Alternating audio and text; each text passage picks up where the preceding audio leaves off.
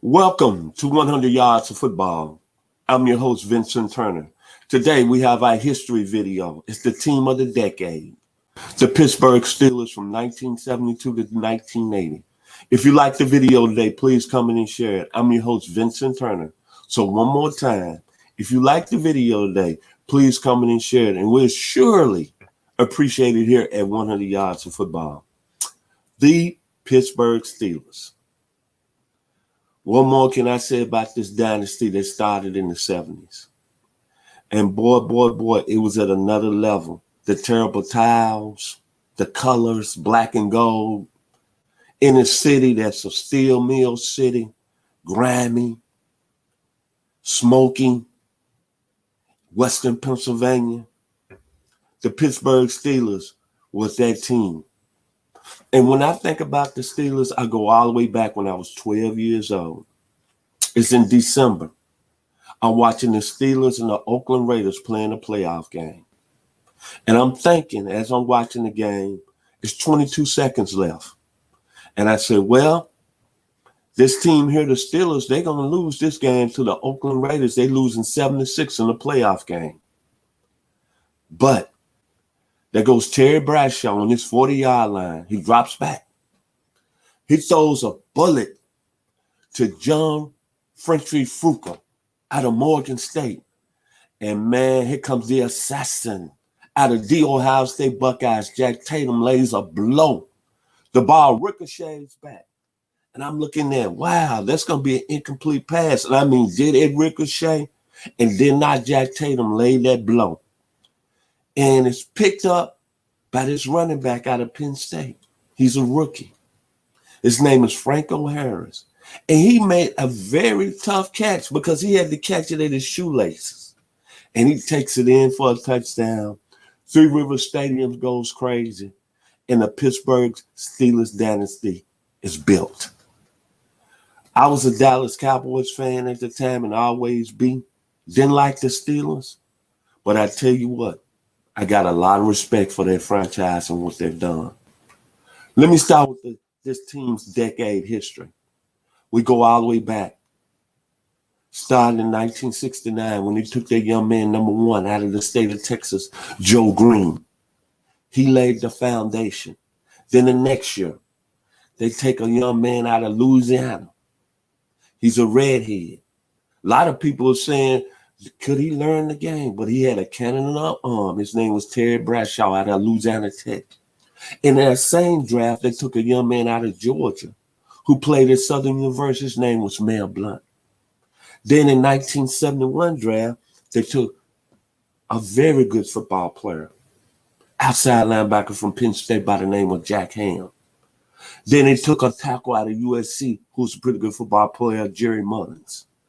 Then they took a defensive end from East Texas State by the name of Dwight White. Then in 1972, they took the Italian Army out of Penn State running back Franco Harris. Then in that same draft, they had a young man out of Nashville, Joe Street Gilliam. Then in 1973, they took a young man out of Florida State by the name of J.T. Thomas. And then in 1974, this draft really for the Pittsburgh Steelers in the National Football League is very special. And a lot of people don't talk about this draft. In 74 with the Steelers, Lynn Swann, Jack Lambert, Mike Webster, and John Stallworth. You want to talk about history? All four of those guys made the Pro Football Hall of Fame. Unbelievable. Now we're talking about the Steeler dynasty. And Chuck Noll's first year, who's the brain man behind this great team, the head coach, they went 1-13. And they won one game their opening year against the Detroit Lions. But it started to rock in Super Bowl IX when the Steelers caught the nation by storm in 74 when they beat the Minnesota Vikings 16-6, and it was all about defense that day. Then coming back the following year, winning back-to-back championships, playing the Cowboys in the 76 Super Bowl down there in Miami. Beautiful day. I'm a diehard Cowboys fan. I'm rocking. Got my Cowboys gear on. Thomas Henderson takes the opening kickoff like 47 yards. And I think, hey, man, it's going to be our day. And we take it in on the opening series. That's right. I'm a Cowboys fan. But the Steelers come right back. And what I remember about that game, the young man out of San Francisco, California, by way of USC, Southern California, LA's finest, Lynn Swan put on the show and made some catches in that game that's never going to be seen at Super Bowl level. 4 catches, 161 yards. And the most important thing was in the fourth quarter when he caught that beautiful 64-yard bomb from Terry Bradshaw. And Terry Bradshaw didn't even see the play because Larry Cole had knocked him out, the Cowboys defensive end. Then let's go back longer in the decade, 1978. Well, actually 1979. My freshman year at the University of Arkansas, I'm in the game room. Half the side Cowboy fans, half the side Steeler fans. In that great football game, I saw Pittsburgh beat Dallas 35-31. Terry Bradshaw goes for 3 touchdowns, 318 yards. Unbelievable performance. And all I can remember about that game was Randy White following that kickoff when the Cowboys got down 21-17. And then the next year, they repeat 80 Super Bowl against the LA Rams. Keep playing that game, that 73-yard bomb to John Starworth. Pittsburgh wins 4 Super Bowls in the decade of the 70s.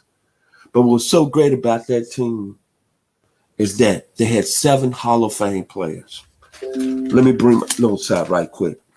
7 Hall of Fame players. Unbelievable, man. 22 starters. 22 Steelers that played in a total of 4 Super Bowls. They won 8 straight playoff appearances, 6 straight AFC division titles, and 7 players voted into the Pro Football Hall of Fame. Unbelievable, man. Kudos to the Pittsburgh Steelers. But what I remember the most about them was their defense, the steel curtain, how they was very intimidating. Jack Lambert, Dwight White, L.C. Greenwood, Arkansas Pine Bluff finest, Mel Blount out of Southern University, Ron Johnson, who came on board, a young man who was a nickelback, Tony Dungy, another linebacker out of the University of Arkansas who was the second teamer who played, Dennis Dirk Winston, Ernie Holmes, don't let me forget his name, out of Texas Southern. Their defense was what I thought epitomizes what the Pittsburgh Steelers are about. Intimidation, physical football, and we know we good. And when you played the Steelers, it was going to be a knockout for 60 minutes. The only year they didn't win the Super Bowl in 76, where they had a good chance to three-peat, when the Oakland Raiders upset them in the playoffs.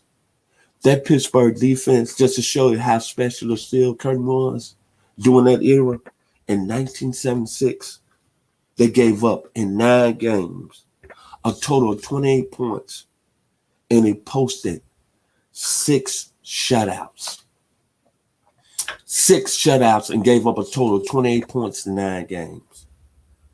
Everything about the Pittsburgh Steelers, my hats off, go off to the organization. It's something about playing for Pittsburgh. It's like playing for the New York Yankees. It's like playing for the LA Lakers. It's like playing for the Dallas Cowboys. When you step into that organization, the Rooney family, it's special. You know you're going to excellence. And you know you're going to win. And Bill Cowher has carried that torch. He's retired now. Mike Tomlin has done an outstanding job. That's why this organization has 6 Super Bowls. But another point that a lot of people want to bring up and how it's so special, think about in 1955 when the Steelers had a young man by the name of John Unitas on their team and they cut him. He went on and won a championship with the Baltimore Colts in 1958. Then think about in 1969, Chuck Noll was not their first option. They was begging Joe Paterno to come coach the Pittsburgh Steelers. He said, no, I think they that bad.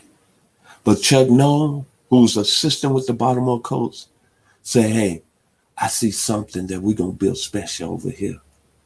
But the guy who doesn't get enough credit, he died in 2014. And before I end this video today, we need to give Bill Nunn Sr.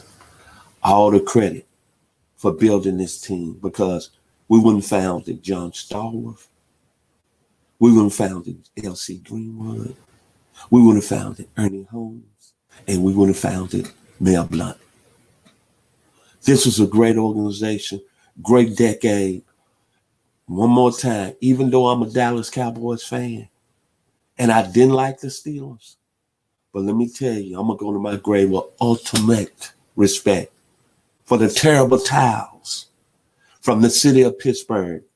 So I'm going to end it today with this when I think about the Pittsburgh Steelers and the team of the decades from 1972 to 1980. It was the 3rd of September.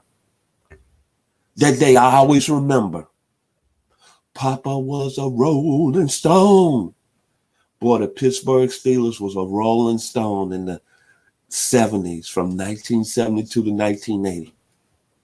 If you like the video today, please come in and share it. I'm your host, Vincent Turner. And I'd like to say thank you to the young man that's producing my show today.